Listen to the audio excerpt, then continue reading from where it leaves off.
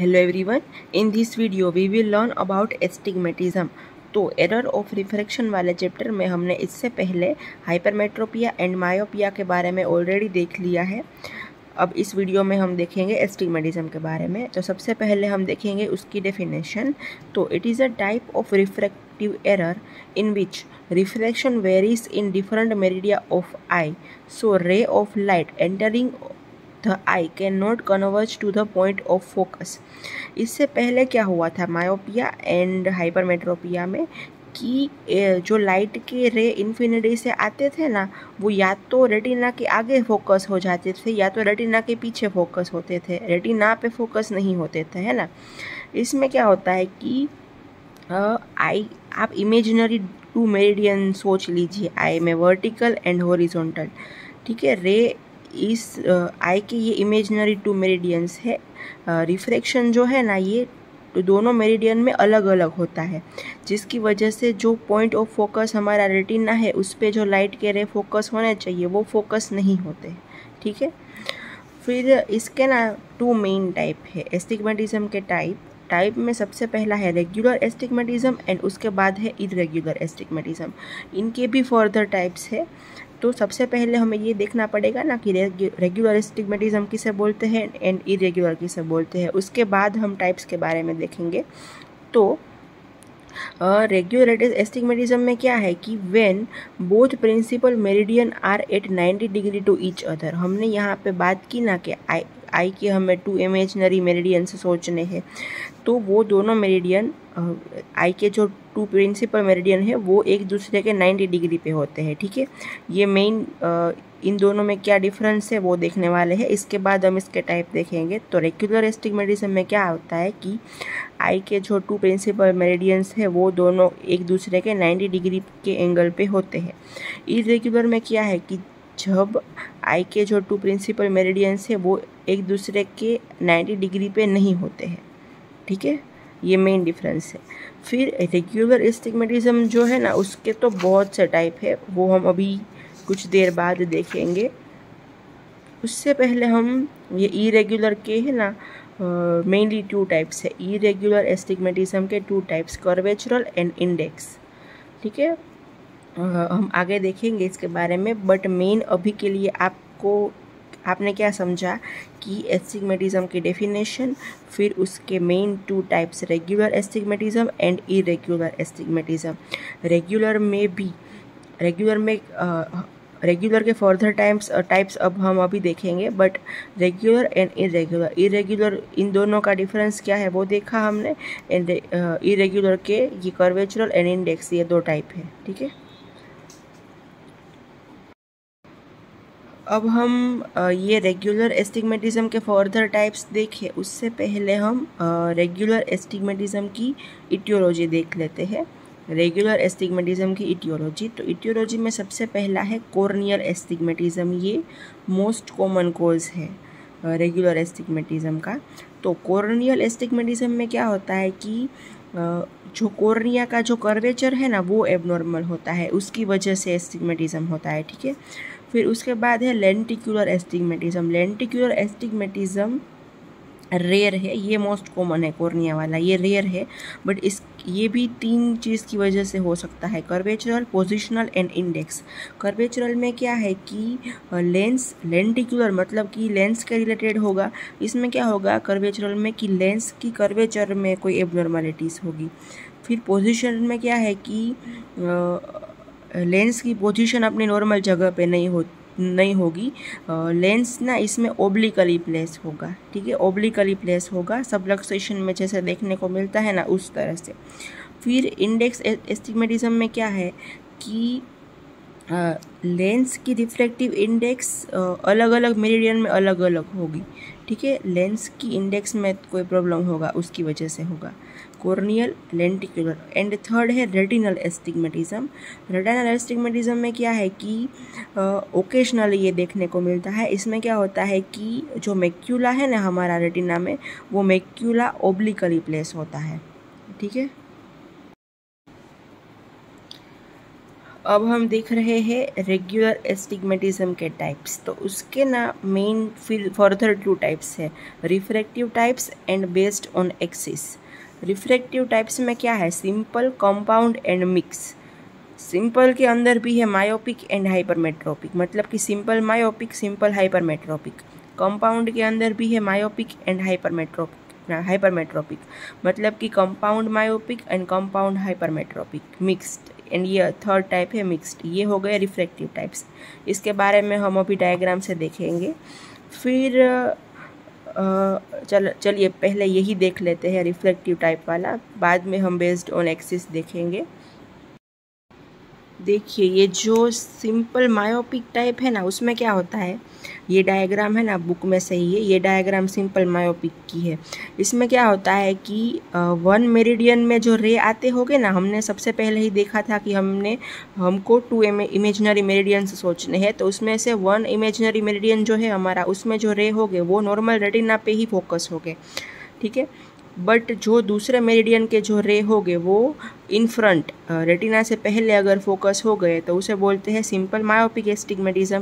फिर क्या है कि सिंपल हाइपरमेट्रोपिक किसे बोलेंगे, तो कि 1 मेरिडियन में तो रेटिना में ही फोकस होगा, बट दूसरे मेरिडियन के जो रे है वो रेटिना के पीछे चले गए, ये रेटिना के बिहाइंड फोकस हो गए, तो उसे बोलेंगे सिंपल हाइपरमेट्रोपिक, ठीक है। सिंपल मायोपिक मतलब कि क्या कि 1 मेरिडियन में तो रेटिना पे ही फोकस हो गए, बट सेकेंड मेरिडियन के रेटिना से पहले फोकस हो जाते हैं। एंड सिंपल हाइपरमेट्रोपिक में क्या कि 1 मेरिडियन वाले तो रे जो है वो रेटिना पे ही फोकस होते हैं, बट दूसरे मेरिडियन वाले जो रे है वो रेटिना के पीछे फोकस होते हैं, ठीक है। तो ये थी डायग्राम। ये ए वाली जो डायग्राम है वो है सिंपल मायोपिक की, एंड ये जो सेकेंड वाली डायग्राम है ये सिंपल हाइपरमेट्रोपिक की। अभी हम देखते हैं कंपाउंड, ये जो टाइप है कंपाउंड मायोपिक। तो कंपाउंड मायोपिक में क्या है कि ये सी वाली जो डायग्राम है ना वो कंपाउंड मायोपिक की है। इसमें क्या है कि दोनों मेरिडियन में रे रेटिना से पहले ही फोकस होते हैं, रेटिना पे नहीं फोकस होते, ठीक है। तो इसे बोलते हैं कंपाउंड मायोपिक। फिर अभी देखते हैं कंपाउंड हाइपरमेट्रोपिक किसे बोलेंगे, कंपाउंड हाइपरमेट्रोपिक। तो कंपाउंड हाइपरमेट्रोपिक की ये जो डी वाली डायग्राम है ना वो है कंपाउंड हाइपरमेट्रोपिक की। इसमें क्या है कि रेटिना पे फोकस नहीं होते, रेटिना के आगे भी फोकस नहीं होते, दोनों मेरिडियन के जो है वो रेटिना के पीछे फोकस होते हैं, इसे बोलते हैं कंपाउंड मायोपिक। अभी मिक्स में क्या है, ये जो थर्ड यहाँ पे टाइप देखा है ना हमने मिक्स, इसमें क्या है कि मिक्स में 1 मेरिडियन के जो रे है वो रेटिना के आगे फोकस हो गए, एंड 1 मेरिडियन के जो रे है वो रेटिना के पीछे फोकस हो गए। रेटिना पे कोई फोकस नहीं होगा, एक मेरिडियन के रेटिना के आगे एंड दूसरे के रेटिना के पीछे, इसे बोलते हैं मिक्स्ड, ठीक है। तो ये सब टाइप्स हमने देख लिए। अगर एग्ज़ाम में हमें एस्टिग्मेटिज्म के टाइप्स ऐसा भी अलग से क्वेश्चन आ सकता है, types of regular astigmatism, type of astigmatism, ये सब क्वेश्चन आते हैं, तो हम उस सब में हमें ये डायग्राम्स बनानी है, ठीक है। अभी हम देख रहे हैं based on axis. Based on axis mainly 4 types है, with the rule, against the rule, oblique and bi oblique. तो विथ द रूल जो है उसमें क्या है कि जो टू इमेजिनरी मेरिडियंस हमने सोचे थे उसमें से जो वर्टिकल मेरिडियन है ना वो मोर कर्व है, ठीक है। ये था हमारा हॉरिजॉन्टल मेरिडियन एंड ये था वर्टिकल, इस तरह से होगा वर्टिकल मेरिडियन, फिर ये मोर कर्व है, ठीक है। ये जो डायग्राम है वो वर्टिकल मेरिडियन मोर कर्व होगा। फिर अगेंस्ट द रूल में क्या है कि हॉरिजॉन्टल मेरिडियन मोर कर्व होगा ये वर्टिकल मेरिडियन एंड ये हॉरिजॉन्टल मेरिडियन मोर कर्व होगा, तो ये हो गया अगेंस्ट द रूल। फिर ओब्लिक में क्या है कि both principal meridians are at 90 degree to each other but not vertical and horizontal, they are oblique. इसमें दोनों जो मेरिडियन है हमारे, जो 2 प्रिंसिपल मेरिडियन है वो एक दूसरे की 90 डिग्री पे हो गए, ठीक है, बट वर्टिकल एंड हॉरिजॉन्टल नहीं, ओब्लिकली। फिर फोर्थ टाइप है bi oblique. Bi oblique type में क्या होता है कि जो दोनों मेरिडियन है ना हमारे, जो दोनों प्रिंसिपल मेरिडियन है वो एक दूसरे के राइट एंगल पे नहीं होते। In this type 2 principal meridians are not at right angle to each other. जैसे कि एक साइड 30 का हो गया तो दूसरी साइड 100 का हो गया, ठीक है। अभी हम देखने वाले हैं क्लिनिकल फीचर्स में साइंस एंड सिम्टम्स के बारे में। तो सबसे पहला सिम्टम है एस्थेनोपिया। तो हाइपरमेट्रोपिया एंड मायोपिया में ऑलरेडी हमने देखा है कि एस्थेनोपिक सिम्टम्स में क्या क्या आता है। Tiredness of the eyes, frontal और frontotemporal headache, watering from the eyes and mild photophobia, ये सब आता है एस्थेनोपिक सिम्टम्स में। ये सब इधर भी देखने को मिलता है।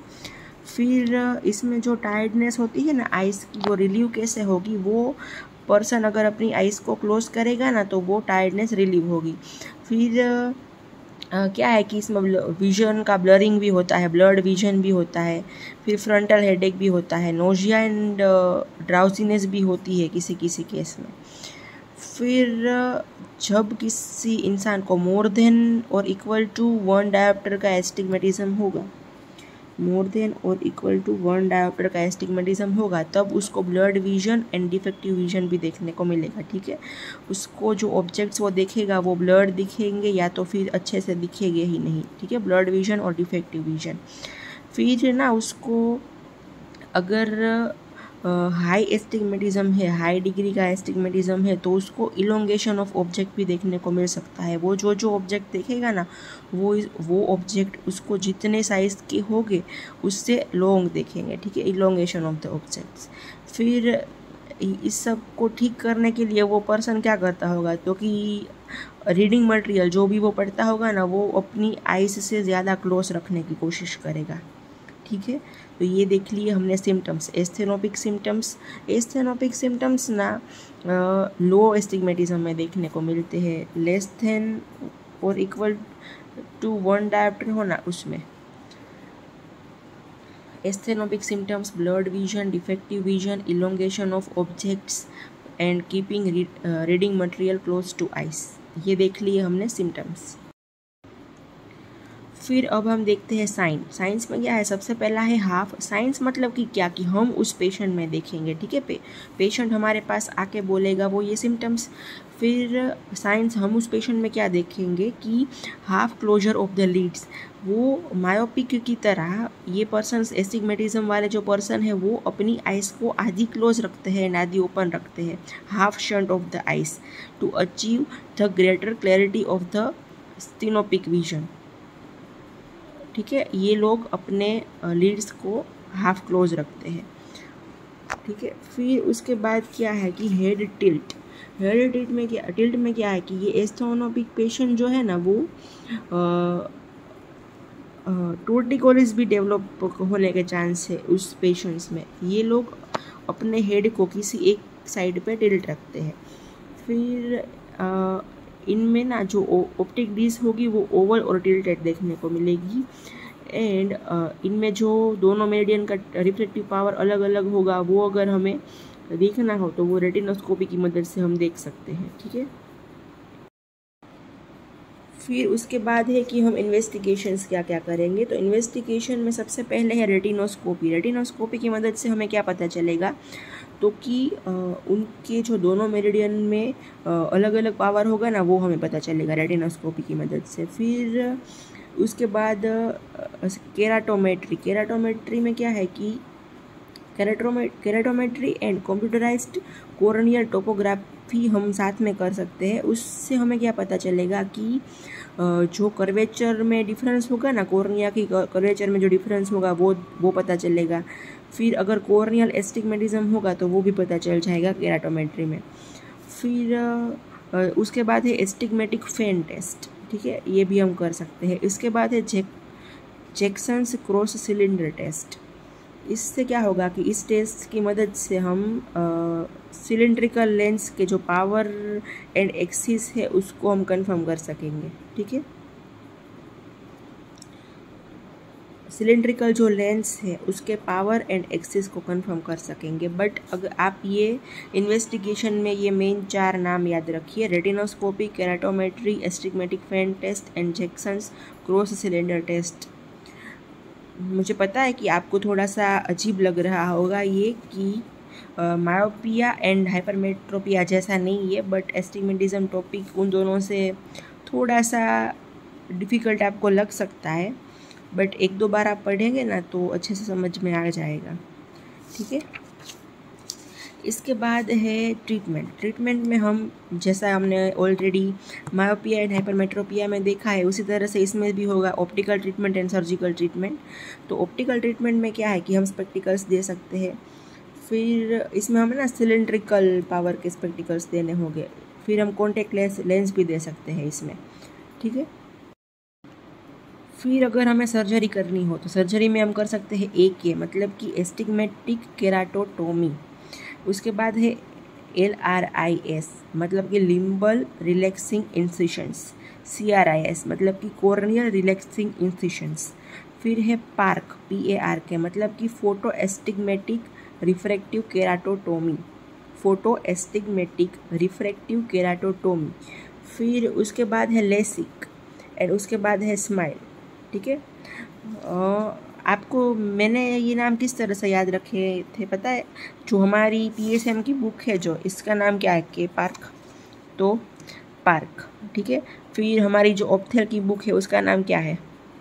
AK खुराना है, तो AK पार्क। हमारे क्लास में जो क्लास रिप्रेजेंटेटिव्स होते हैं CR। फिर गर्ल्स में अगर आपकी कॉलेज में हो तो मुझे पता नहीं, बट मेरे क्लास में तो CR। गर्ल्स में जो रिप्रेजेंटेटिव हो उसे LR बोलते हैं ना, तो CR LR AK park smile LASIK तो सब में होती ही है। तो इसी तरह से जो आप नाम देखिएगा ना तो पता चल जाए। फुल फॉर्म बाद में याद रखिएगा, पहले इतना, ठीक है। ये सब जो हमने देखा ना वो था रेगुलर एस्टिग्मेटिज्म। उसके बाद हमें देखना है इरेगुलर एस्टिग्मेटिज्म। तो इरेगुलर एस्टिग्मेटिज्म में सबसे पहले हम उसके एटियोलॉजिकल टाइप हमने यहाँ पे देख ही लिया है कि इरेगुलर एस्टिग्मेटिज्म क्या है एंड ऑल। तो उसके एटियोलॉजिकल टाइप में क्या है? कर्वेचुरल एंड इंडेक्स। कर्वेचुरल जो एस्टिग्मेटिज्म है, कर्वेचुरल इरेगुलर एस्टिग्मेटिज्म, वो किस में देखने को मिलेगा? तो कि जिस केराटोकोनस में देखने को मिल सकता है। ये जो कर्वेचुरल है ना वो केराटोकोनस में देखने को मिल सकता है।